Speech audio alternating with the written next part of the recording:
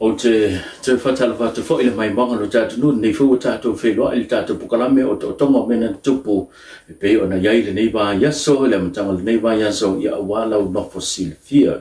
e mumu antu o le wa moli se tu alalo le fionga le minister lo mtia mano Matthew Rinko Prisaul a ngai le komiti wha foe po le pulenga i laula wa fono kolisi maulu runga uma e tu saimale na to whai unga leo wa whapenana wha asalai mo le whātu sanga le kolisi sangatu Yosefo pea le kolisio safata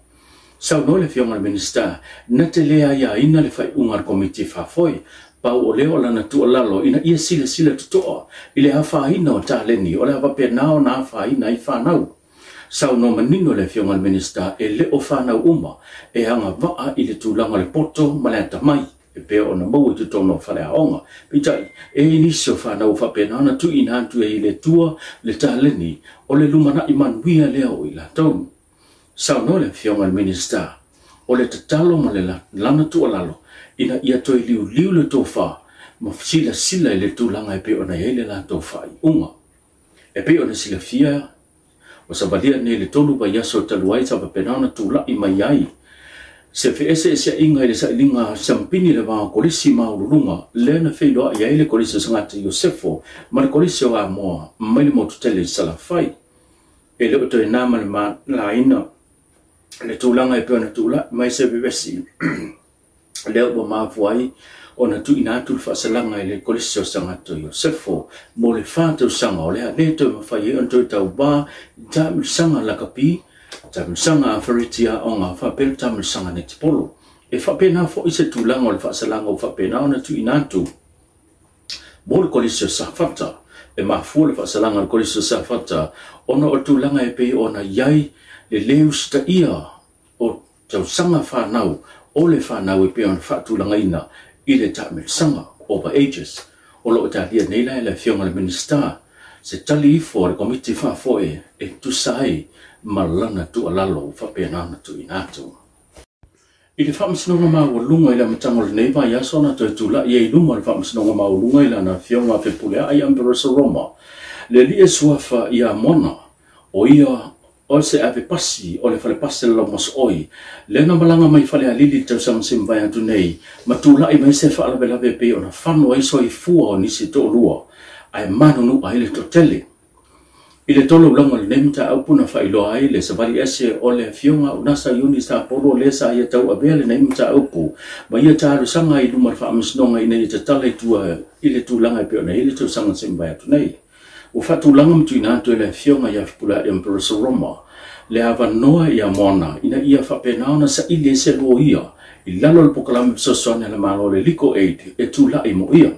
Ba o whaatulanga i le aso se folo le masino yuni o le hapa penana toi whafonga i le neimta aupu ia o antu i le aso lea au o maua se lo ia e to tongi le pokalame fisosone le malo le liko eide e nate tau avea le mta aupu onga o le onga o morianga o lo whapena o na tua iai pe on silfia o le neimta aupu sa whapena o na whaimalanga mai ai i le pase le lamas oi mai le mo le tumalo whale alili le na tula i mai se whaalawe lape i nai le fi onga marifa ma whanau i soi fuonisi ai si dia le lua se fulu leo whau la tau na manu nua ma tongpitia i le whare mai. Mai le matanga luenga o leo lo whapenana soi ina nei le matanga luenga o leo le mafua anga le maliwa se tina fitu se fulu ma le balu tau sanga le soi fua i le whai unga le payason se mbai atu nei. O lo whapena o na tau fia i le matanga luenga o leo ia se tina matua lima sfuma le lua tau sanga leo lo whapena o na tua ia i le fasio tangata pa i palea manslaughter e tu sai mane maliwa i o le nei tina matua o le fio anga wai vaseuta sa whapena tula i meile nei whaamlawe le whai unga le weason se mai atu nei ma o lo o whaatino iai sa i li ilinga le matanga luenga na whaamaunia meile tulanga e le komisino le matanga luenga leo le fionga awa pa aulonga tino Filipo i le tato pokalame o tonga.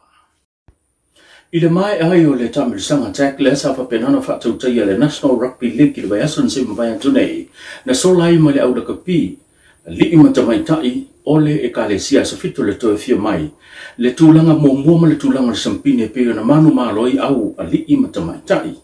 na whaalisa fina ngalo la ngona whaafitai o le sunga i le whaia onga o ia lea e so whaia malanga maari i tana ma alo o se temi mua leo whapenana au wai ai i le kolisi ia pole awole nei le onga le kalesia so fitu le tofio mai fa anga tamba fa penei pita ia ne o le wo fa i wina ma le manuia e ala ile sempini ile le ngato le tu pao le i fa pe fo ile uta alo le tu pao to matai na fa ile mandino ile fionga ile faya onga le tu langa fa nga etia ma langona fia ona wa tau lau le fa moi e pe ona awaya ile fa singa mo le taimi mo mua le ni tam sanga sa fa petna fa tu tai le malai o manisi mo le bani lalo o le fa malunga le National Rugby League o se tulanga e una ia ai fa na le ngata le fa malostino a le tulanga le taleni o le songa fo ia malanga mali tana ma alo o ia o le fa ia onga le na fa mi ina le tulanga o le Bates Award coach e pe ona fa pale na i se fa ilonga na fa pena na tina tu le ta sanga langona o fia me langona o fa atai le pe ona ia sa no ai lo ia fa no o se si ta sanga lo fa pena fa tino ina se vai taimi o le nei tau sanga po le tau sanga fo o le fa pena fo i ona awai le au o kolisi le kalesia so fitu to fia mai na lo vai mane tantu tala muli muli ile tule mai o tele o fa la tau ta vale i lungo le awala o fa pena na tu ala lo mai le matanga luenga o leo ta wala mai komisino le matanga luenga fionga o Paulo Martino Filippo mo ila to umolo fa pena na fa fo ina sa ina ia fa fo ma le mata alia ai mai se le tulanga sa ma le mo le fio el malo le tunu pa pe ila to lo fa pena na fa fo ina ia sa te tasi lungo le tele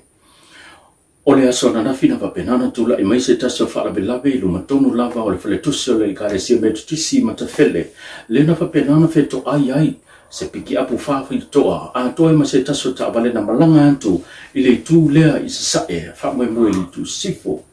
fa uno fele pa yasona fa penana na tula e mai se taso fa la belave i lu matonu lava o malua ile no fanga le kalesia e fakasa le ata fa pena foi ona feto ai se ta vale la titi le tu nga ketslan mona fa pele tu langa pe ona fa ale nga ina i mo se ta so minivan o le tu le mai le telo fa la belave e pe foi ona anta ngi ai mo le mawina i lungo penga ta fa ilangi le ta vale matanga le wenga le EPC le Electric Power Corporation o le na tifa i to mala wala ma nga ila le stonga fa i vai loa o fa pena ona mo mai le tu alalo e soli tu la fono lo fa fo ina sa e au noa mase tu langa o lo eles e te fa fo ina ile sa le mu o le fe au lo fa benana la pata i mai ai na matanga venga o leo o le aveta vale fa tamala manu lu ai nisi o le aveta vale mtautia o molianga ia e mafai ona molia ai oe leo o lo fa fo ina i le sa po ta vale pe a fai te fa tamala ile fa fo ina ta i lungo le a tele o tau lunga tata pukalame o to tonga mene tupu lo to ono ngana savea so i fu mai manbia